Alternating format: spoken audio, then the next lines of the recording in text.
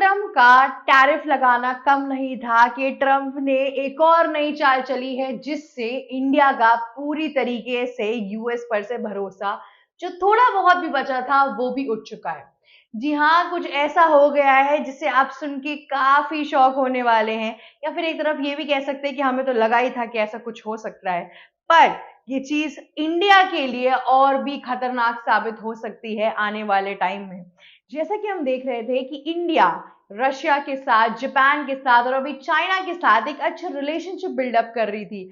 अपने 50% टैरिफ जो उस पे यूएस ने लगाया उससे थोड़ा उभरने की कोशिश कर रही थी, ऑप्टिमिस्टिक हो रही थी, डेवलपमेंट की तरफ आगे बढ़ रही थी। तभी ट्रम्प से ये सब कुछ देखा ही नहीं गया। जो हम लिखते हैं ना कि ट्रम्प खिसिया गया, ट्रम्प को रोना आ गया, ये सब कुछ बिल्कुल सही है, क्योंकि ट्रम्प के इस मूव ने बता दिया कि वो कितना खिसियाहट में बैठे थे इंडिया के ये डेवलपमेंट साइट्स देख के। जी हाँ, ट्रम्प ने सिर्फ खुद ही नहीं टैरिफ लगाया है, पर ट्रम्प ने यूके को भी बोला है, या फिर मैं बोलूं पूरे यूरोपियन यूनियन को बोला है कि तुम क्यों नहीं इंडिया पे टैरिफ लगाते हो, तुम्हें भी इंडिया पे टैरिफ लगाना चाहिए। इंडिया रशिया से सस्ता सस्ता ऑयल खरीदता है और उसके बाद से वो उसको रिफाइन करके तुम्हें ही डीजल बेचता है, और तुम उससे डीजल खरीदते हो। इसका मतलब ये है कि तुम भी कहीं ना कहीं रशिया के वॉर फंड को सपोर्ट कर रहे हो। ये सब कुछ ये बता रहा है कि कैसे डोनाल्ड ट्रंप की साजिशें दिन बर दिन आगे बढ़ती जा रही है, चीजें कैसे दिन बर दिन डामाडोल होती जा रही हैं। जी हाँ, अब मैं आपको बताती हूँ कि प्रॉब्लम क्या है। एक्चुअली रशिया ने इस टाइम पे इंडिया के लिए 5% और डिस्काउंट दे दिया है कि आओ तो हमसे रशियन ऑयल खरीदो। अब इंडिया क्या करता है कि रशियन ऑयल लेता है, रशियन क्रूड ऑयल लेता है, उस क्रूड ऑयल को वो रिफाइन करता है और डीजल के तौर पे बेचता है यूरोपियन यूनियन के काफी देशों में। और यूरोपियन यूनियन के लिए भी बहुत अच्छी चीज है ये, क्योंकि उनको मिडिल ईस्ट से काफी सस्ता सामान मिल रहा है, तो वो क्यों ना ले। इसमें इंडिया अपने हिसाब से टैरिफ भी इम्पोज करता है। अभी तक इन दोनों डीलिंग्स में कोई इशू नहीं आई थी जब तक ट्रम्प बीच में ना आए। ट्रम्प से बड़ा दोगला इंसान तो हमने शायद ही अपनी पूरी हिस्ट्री में देखा होगा, जब वो खुद एनर्जी और गैसेस लेता है रशिया से, और इंडिया का जो अमाउंट है क्रूड ऑयल लेने का उससे भी ज्यादा, अगर इन दोनों को मिला दे तो ऑफकोर्स उससे ज्यादा ही अमाउंट में लेता है। उसके बावजूद भी उसके अंदर उतनी ओडेसिटी है कि वो इंडिया को आके ही बोल रहा है कि सिर्फ तुम्हारे वजह से, सिर्फ और सिर्फ तुम्हारे वजह से ये वॉर चल रही है। जी हाँ, ये सब जो रणनीतियां ट्रम्प लेकर आ रहे हैं ये इंडिया के लिए काफी हद तक डेंजरस हो सकती हैं। अभी सिर्फ रुपी का जो वैल्यूएशन था वो 88 क्रॉस करने जा रहा है, जो कि बहुत लोएस्ट है। इस टाइम पे हमारे स्टॉक मार्केट्स नीचे जा चुके हैं। हमारे जो एक्सपोर्टर्स इंडस्ट्री है वो कितनी नीचे जा रही है, हमारे जो सामान पैक्ड होके पड़े थे वो वेस्ट हो रहे हैं। माना नरेंद्र मोदी जी काफी अच्छा काम कर रहे हैं, वो बाहर जा रहे हैं, डील्स कर रहे हैं, चीजें कर रहे हैं, पर फिर भी इन सब चीजों में टाइम लगता है। ये नहीं होता है कि आप शाम को गए, आपने हाथ मिलाया, रात में डील चली गई, ऐसा कुछ नहीं होता। इसमें टाइम निकलता है। और अभी भारत एक अर्थव्यवस्था से गुजर रहा है, भारत को इस टाइम पे चीजें, फाइनेंशियल इश्यूज भी हो सकती हैं, काफी चीजें इस टाइम लॉस में जा सकती है, और इसी टाइम पे ट्रम्प का ये डिसीजन काफी हद तक हिला देने वाला है। अब अगर यूरोपियन यूनियन इस चीज को मान लेता है और वो ये चीज कर लेता है तो बहुत ही ज्यादा मुश्किल देखने को पड़ सकती है। अब आइए बात करते हैं कि यूरोपियन यूनियन का इस एक चीज पे क्या टेक है। यूरोपियन यूनियन ने एक पूरा पॉलिसी बनाया था जिसके तहत 2026 जनवरी से, जो कि नेक्स्ट ईयर है, उस टाइम पर अगर क्या कहते हैं आपने कुछ भी कोई भी सामान अगर यूरोप के पास आ रहा है, स्पेसिफिकली अगर डीजल वगैरह आ रहा है, और अगर वो रशिया के क्या कहते हैं क्रूड ऑयल से बना हुआ है, तो वो इश्यू है, वो उसको नहीं लेगा। जी हाँ, उन्होंने साफ साफ मना कर दिया कि जनवरी 2026 के बाद से हम कुछ भी रशियन बेस्ड सामान को नहीं अपने घर पे लेकर आएंगे, या फिर मैं बोलूं रशियन बेस्ड सामान को या फिर रशियन बेस्ड ऑयल्स को अपने घर नहीं लेकर आएंगे, ऐसा यूरोपियन यूनियन ने ऑलरेडी बोला है। ट्रम्प आग्रह पे आग्रह किए जा रहे हैं। ट्रम्प ने पहले भी बहुत बारी बोला है कि सिर्फ मैं ही इंडिया पे सैंक्शंस लगाता रहता हूँ, टैरिफ लगाता रहता हूँ, यूरोपियन यूनियन तो कुछ कर ही नहीं रही है।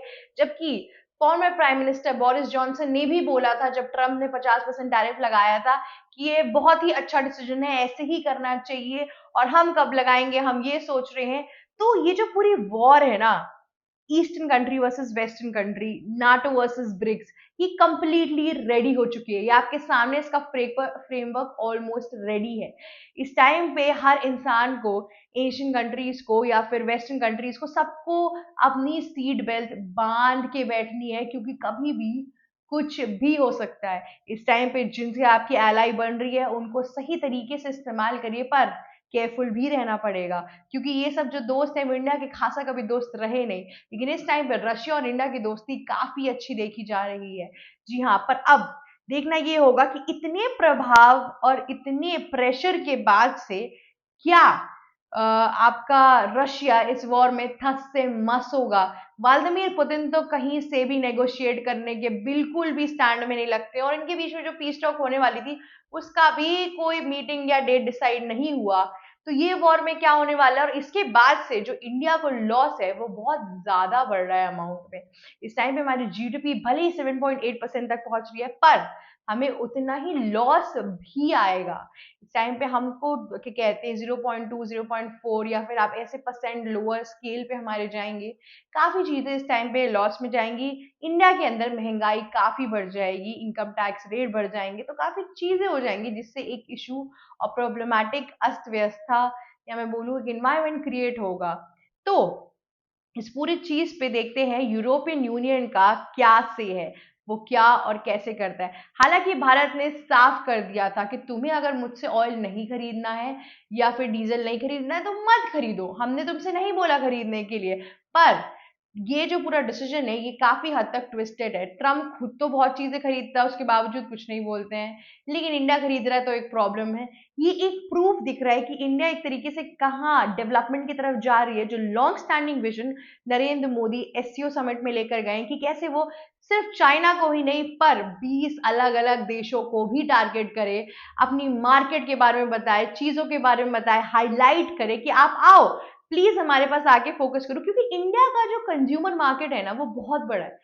सारी कंट्रीज चाहती हैं, सारी कंपनीज आप कह लो, वो इंडिया के अंदर एक अच्छा मार्केट बनाना चाहती हैं। जैसे कि आप चाइना को देख लो, उसने अपनी कितनी चाइनीज एप्स, चाइनीज फोन्स, इन सब के कारण कितना कुछ इंडिया के अंदर बना लिया है, कितनी बड़ी मार्केट इस टाइम पे रखी है। एप्पल और सैमसंग जैसी कंपनीज इंडिया के अंदर अपना मैन्युफैक्चरिंग बेस बना रही है। एप्पल का मैंने आपको जैसे बताया था कि 26 बिलियन डॉलर के आसपास जाने की बात कर रहे हैं वो, प्लस उनका चाइना के साथ भी डिस्प्यूट खत्म हो रहा है या कब होता हुआ दिखाई दे रहा है, आप ऐसा कुछ समझ लीजिए। तो इन सब चीजों में इंडिया बहुत अट्रैक्टिव है इस टाइम पर, और यूएस ने अब अपनी रेड अलर्ट जारी कर दिया है। उन्होंने बोला है कि अगर यूरोपियन यूनियन ऐसा कुछ नहीं करेंगे तो हम यूरोपियन यूनियन पे भी टैरिफ लगाएंगे। तो ये सब कुछ तिगड़म में एक साथ पता नहीं कहीं तो चल रहा है। अब वही दूसरी बात, मैं आपको एक बहुत ही सार्कास्टिक फैक्ट बताती हूँ। ट्रम्प बोलते हैं कि रशिया और यूक्रेन की लड़ाई इसलिए हो रही है क्योंकि इंडिया ऑयल खरीदता है रशिया से, और फिर उस पैसे के थ्रू रशिया अपना वॉर फंड कराता है। मैं आपको बताऊं, रशिया के अंदर जो डीजल जाता है वो मैक्सिमम इंडिया से जाता है।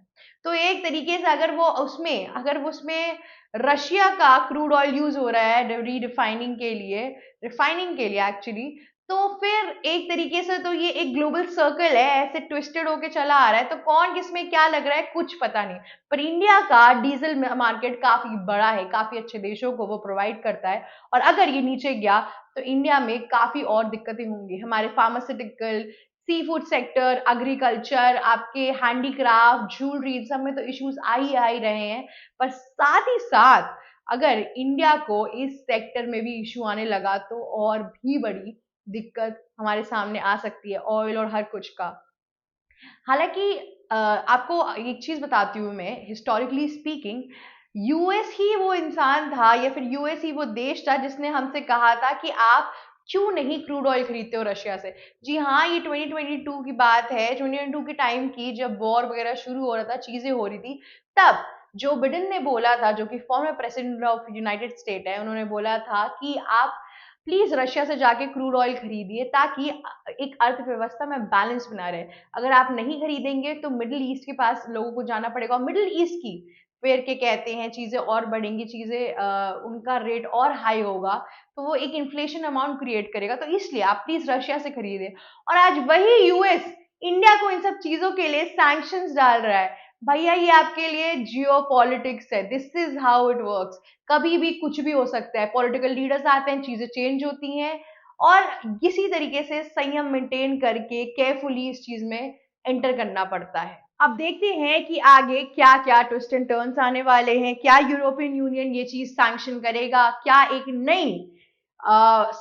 नई प्रॉब्लम आने वाली है इंडिया के सर पर? इन सब चीजों का जवाब मिलेगा आपको एबीसी हिंदी के ऊपर। देखना ना भूलिए हमारा चैनल, और प्लीज लाइक शेयर सब्सक्राइब और कमेंट करना मत भूलिएगा। और हम जियो पॉलिटिकल वीडियोस के लिए हमने और भी सारे वीडियोस बनाए हैं, प्लीज उसको देखते रहिए। Thank you. मेरा नाम शिव चित्रांशी है, और thank you for watching us. ABC Hindi news, आज ही जुड़िए हर खबर के साथ